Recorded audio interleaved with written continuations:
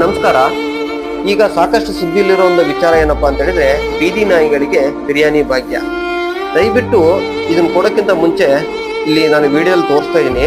ಇದು ಶಿವಮೊಗ್ಗ ಮತ್ತೆ ಬೆಂಗಳೂರಲ್ಲಿ ನಾನು ವಿಡಿಯೋಗಳು ಮಾಡಿರೋದು. ಹೆಚ್ಚು ಕಮ್ಮಿ ಒಂದು 18ರಿಂದ 20 ನಾಯಿಗಳದ್ದು ವಿಡಿಯೋ ಮಾಡಿದ್ದೀನಿ. ಇಲ್ಲಿ ಎಲ್ಲ ನಾಯಿಗಳಿಗೂ ಒಂದು ರೋಗ ಸ್ಟಾರ್ಟ್ ಆಗ್ತಾ ಇದೆ. ಅದು ನೀವು ಇಲ್ಲಿ ತೋರಿಸ್ತಾ ಇದ್ದೀನಿ.